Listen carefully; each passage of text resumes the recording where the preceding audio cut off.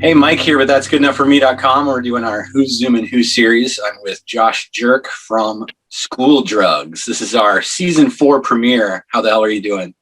I'm good. How you doing, bud? I'm great.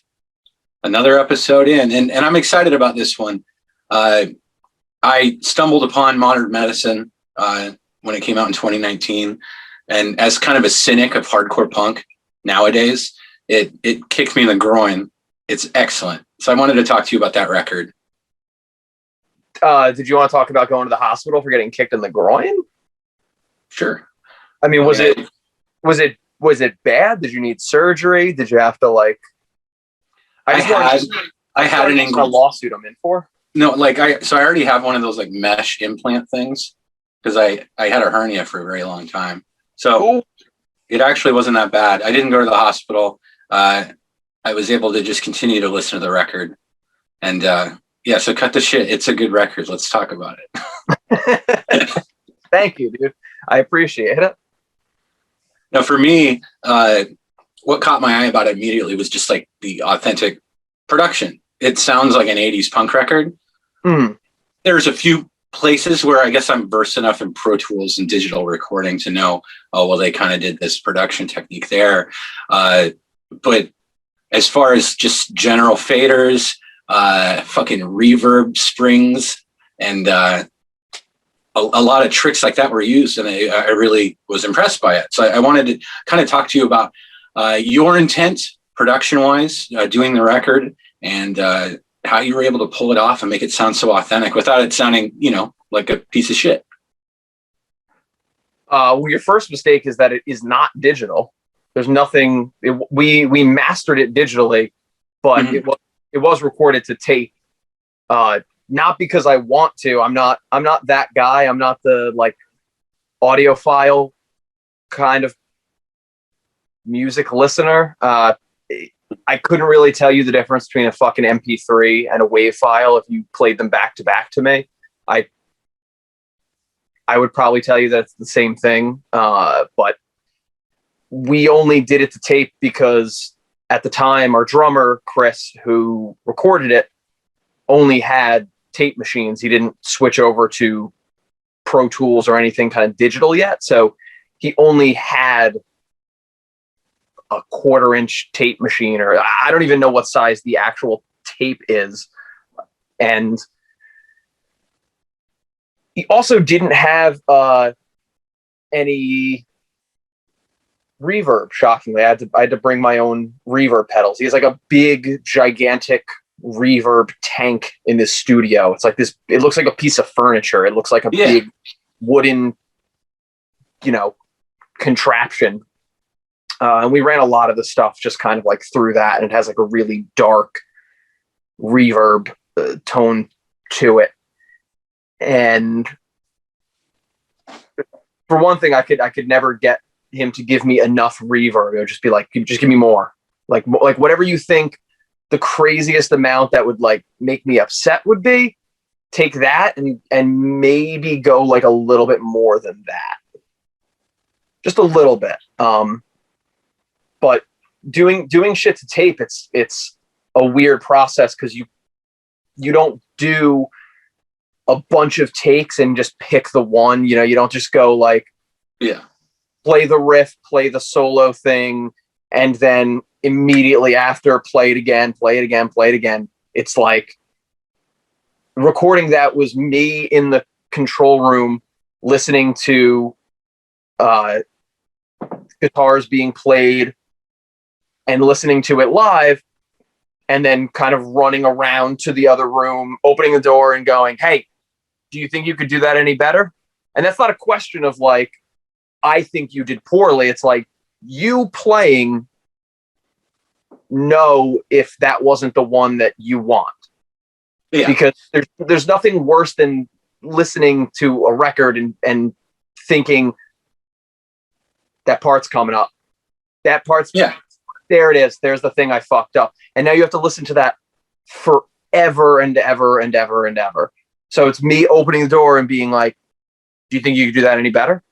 And if the answer is yes, then it's cool. We're not going to rewind the tape and listen to it. You're just going to do it again. Yeah. Because if you fucked something up and you know that you did, and even if I missed it, do it again so you're comfortable and you're happy with it. It's that I believe Shigeru Miyamoto said it, that a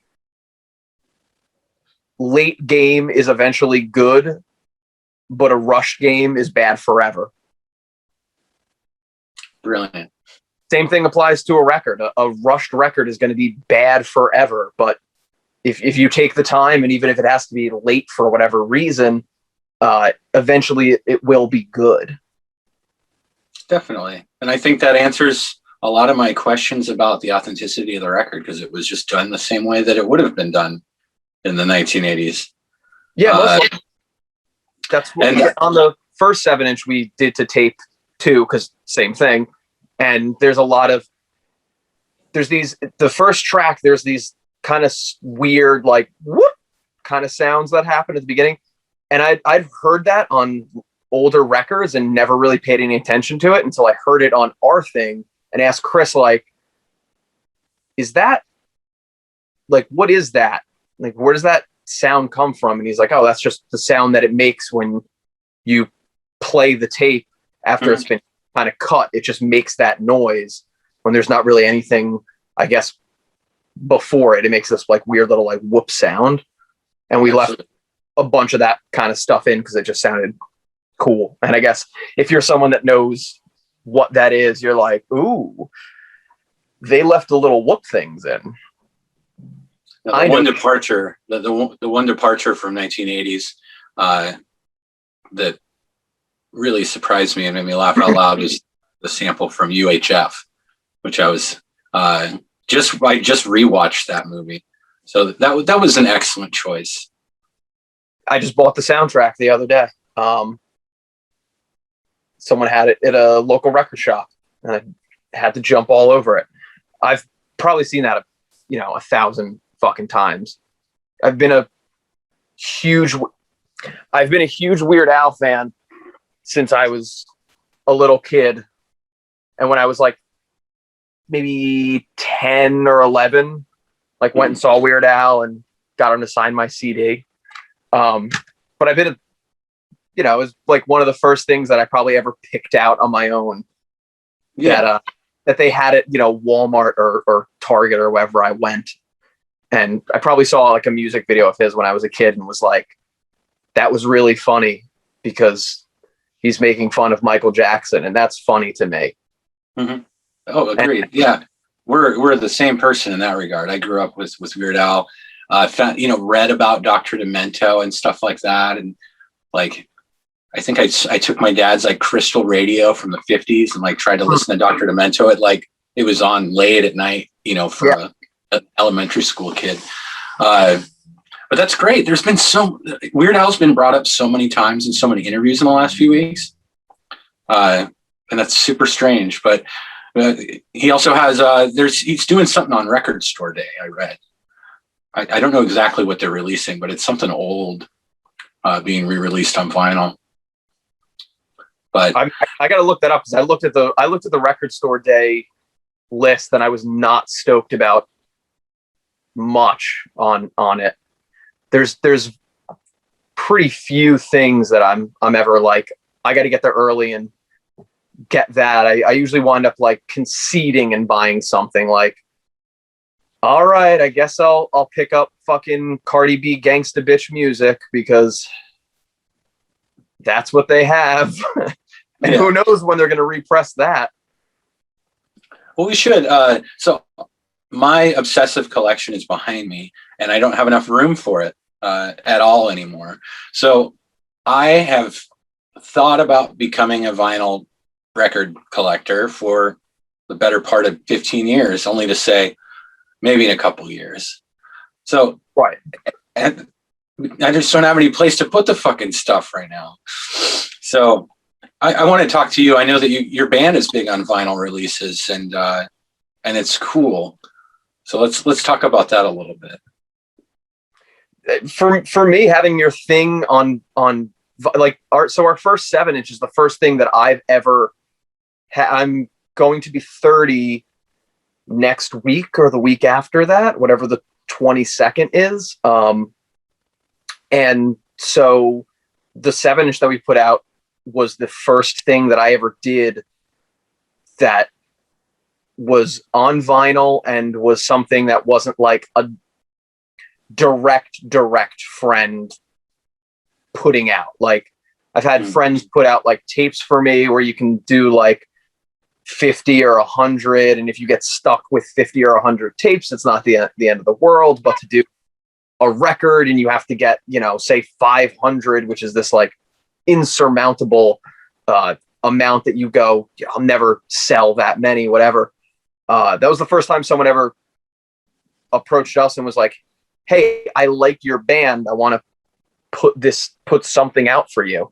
And for me, it's always been a goal to put something out on vinyl because it feels very, I don't want to say final, but it's cemented, it's tangible, it's real, it's a thing that will always be there, and it cost money to make. It's like it's a pretty sizable investment to make in someone or in a band or an artist or whatever you want to call it. It's a real fucking investment to say like, hey, I believe that you guys can like get rid of these fucking things. And to have somebody like believe in you in that way is really, really reaffirming and feels really fucking great to have someone do that. And that's not to say that it's lesser if you put the money together yourself, and it's the same. You're choosing to believe in yourself. You're choosing to go like, I believe that we can do this. I believe that we can put this thing out and get rid of them. Cool.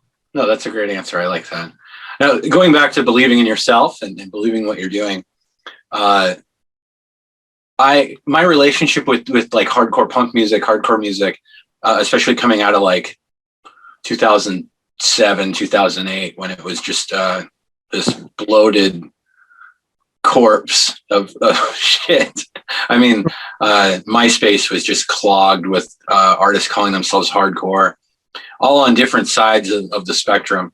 So as a band that I believe is doing it the absolute best way, I kind of wanted you to talk about that legacy of hardcore punk, where it's been, where it's headed, and what it means to you.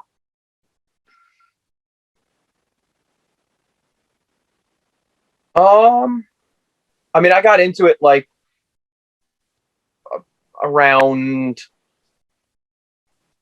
the same time that I got into like anything punk, because my cousins were always into like punk and hardcore, and when I was younger, I didn't know what like this cool thing that they were a part of was. I remember my cousin had a Smith sticker on the back of his car, and I thought that they were like this cool hardcore punk band. And then my mom had a Smith CD, and I listened to it, and I was like, this isn't fast.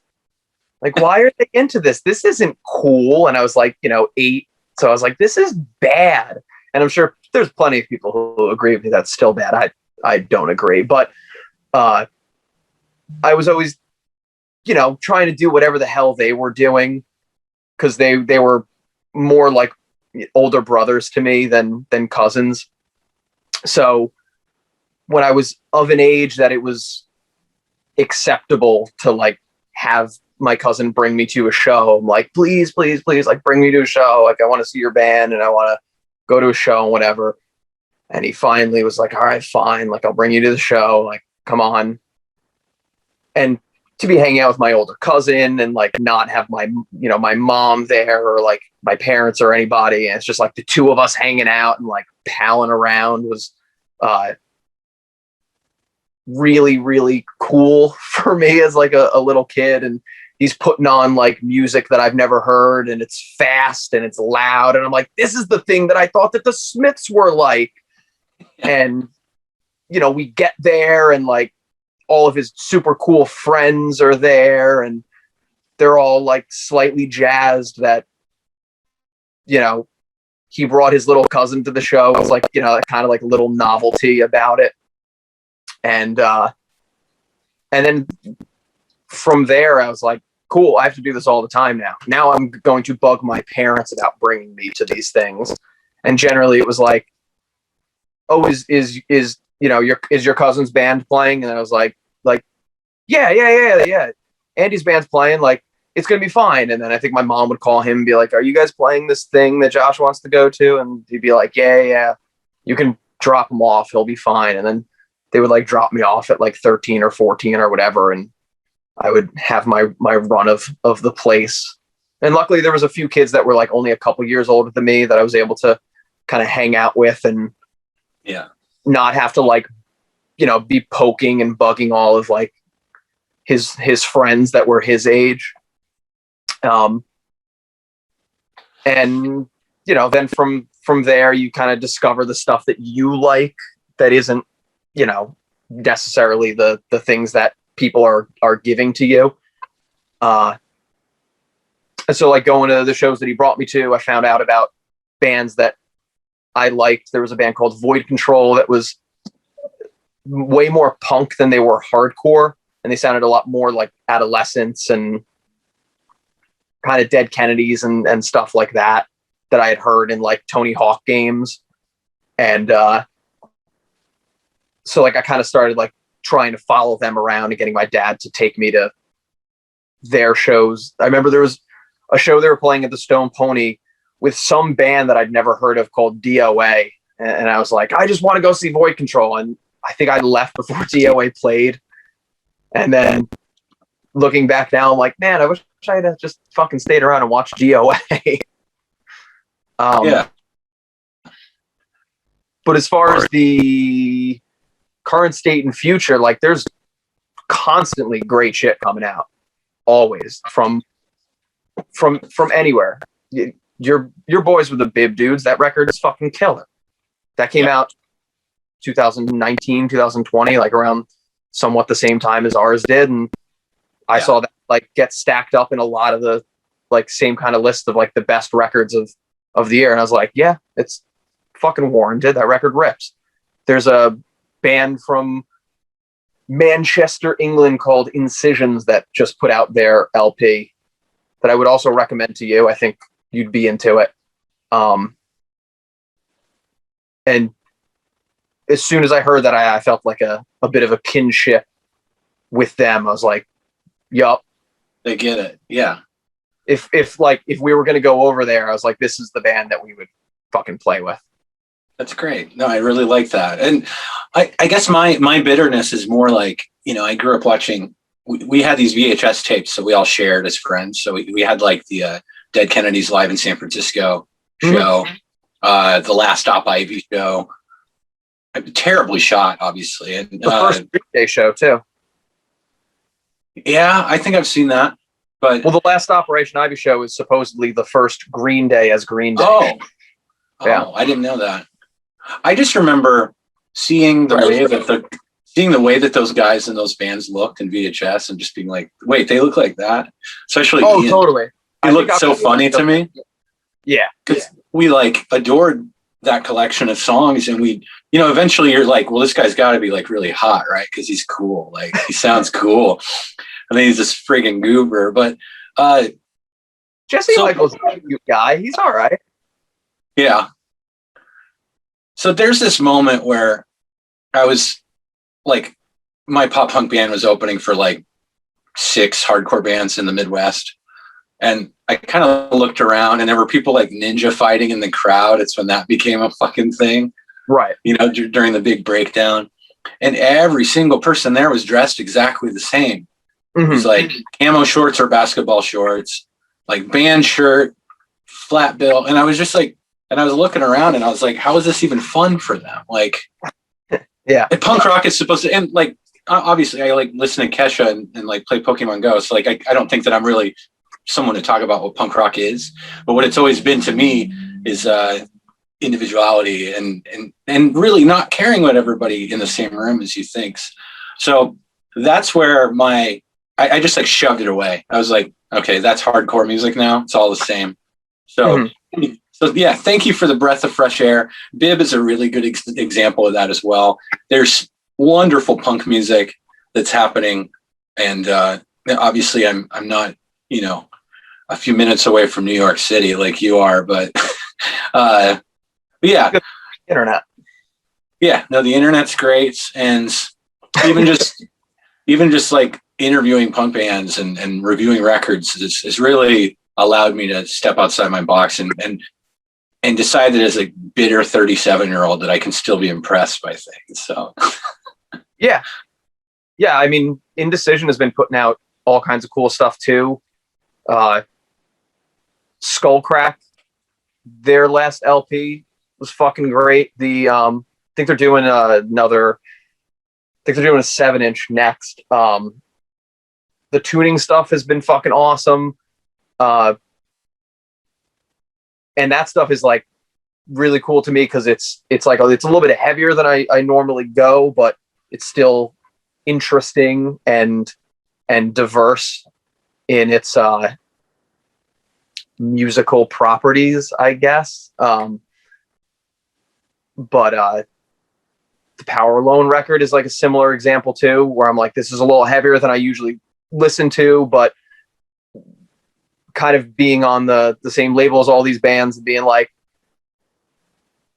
I'm going to listen to this clearly. And then, something that maybe a style that I thought didn't have like much merit to it because I just blanketed it with this like, oh, it's all super tough and it's all this thing. It's all the camo shorts kid with the flat brim hat. And then I look at something like Power Alone and I'm like, oh, it's not. It's not. Yeah. It is not monolithic in its integrity. Like it's all kinds of different people doing from all kinds of different backgrounds that just happen to like something stemming from a similar position. Yeah. I played a show once and it was in like kind of rural North Dakota, where every kid in the audience was dressed like that, and they did the like ninja fighting thing, and like an acoustic emo project performed, and they did the ninja fighting. They did the ninja fighting to the like house sound in between bands. It was just all night. There was like 2 seconds on the internet. Do you remember that video that was like, it was like moshing in inappropriate places? And it was a guy in like a Santa suit and he was like moshing to like an Oompa band. I had a lot of hope that was going to be the next meme. I had a lot of fucking hope that was going to be the next thing that people, went out and just did and then posted funny videos of it online. It kind of didn't materialize, but I was like kind of really fucking hoping that people would start doing that and going to all of the most bizarre places that you wouldn't do something like that and just throw down at the fucking open mic night at the local cafe. The other side of that coin is like Ace Ventura, like Jim Carrey's at the metal show, but doing the samba and shit. Like that was so funny. But yeah, that's great. Who knows? Maybe it still has the chance to become the new meme. Somebody just needs to do it better or something. I don't know.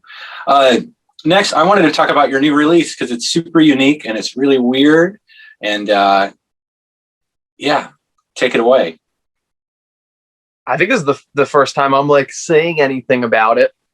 But we're doing another LP, but we are going to split it up over 4 parts, released as 4 separate 7 inches. The whole collected LP is called Funeral Arrangements, and that's the overall theme for the thing. That's the general idea, is a funeral. Growing up Catholic, it's very entrenched in like that kind of Catholic church vibe. And that comes from like a thing where I lied to myself and right before having to go to a funeral, I told myself like, I'm not doing this shit again. I'm not going to funerals anymore. I'm not I'm not doing that. I'll go to a memorial service, but like going to a fucking wake, going to a viewing, that kind of thing. Like I tried to make the effort to be like, I'm not fucking going and doing that again. But people are really inconsiderate and they like to die all the fucking time. And then you have to wind up going back on the promise that you made to yourself, and you find yourself at, the fucking, funeral home and going, I thought that I wasn't going to do this again. So I had a lot of those like weird feelings and emotions that I was dealing with and like writing stuff about, and decided to kind of make a whole record about it. And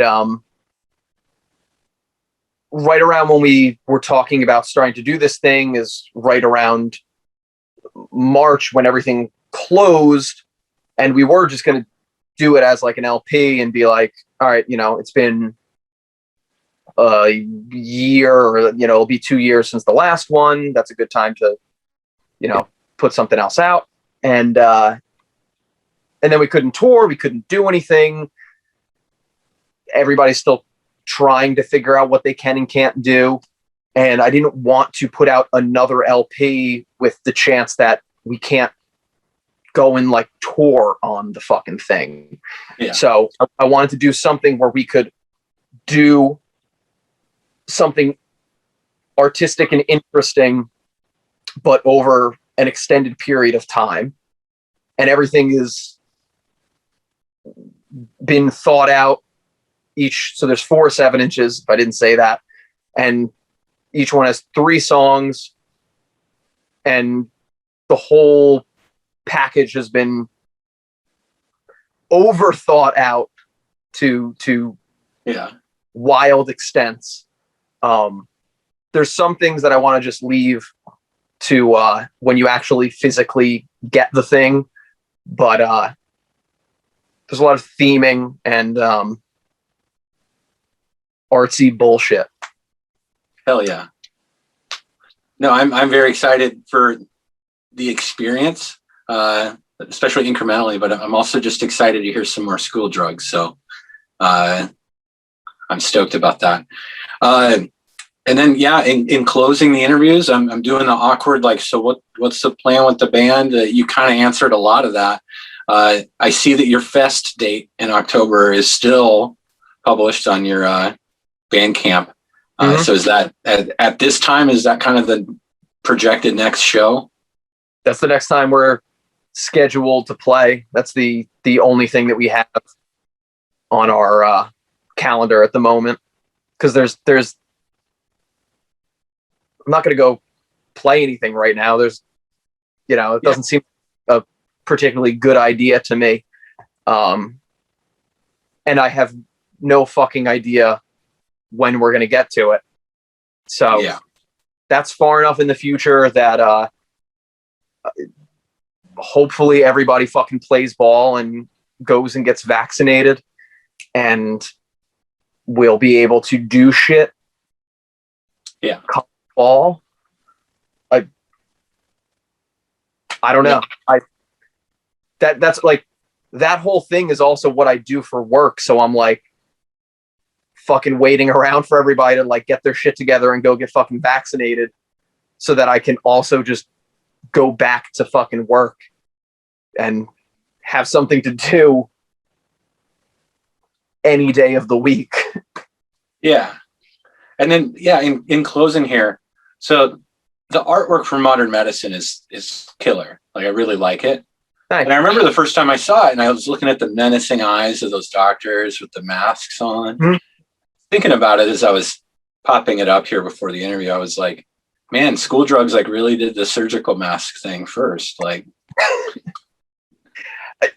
what's funny too is like, I wanted to make masks, mm-hmm. but you couldn't find them fucking anywhere. Like, I was gonna buy a bunch of surgical masks and like, just the regular kind that most people have with the shitty little elastic things, and they kind of accordion out. I was gonna buy like a shit ton of those, and like if you ordered a record, I was just gonna put one in. But I'm also a lunatic, so I was like, if they're not the right color green, I can't put the blue ones in there. I got to get the fucking green ones because it's gonna be, the whole thing is gonna be off. There's no reason to even put them in there. There's no reason to fucking do it unless I get the green surgical color that it's like on the. And I couldn't find the green surgical color, or when I did, they were too expensive. And then I was like, maybe we'll get them printed, and I'll put the RX thing in the corner, and we'll make them, and we'll send them out, and it'll be.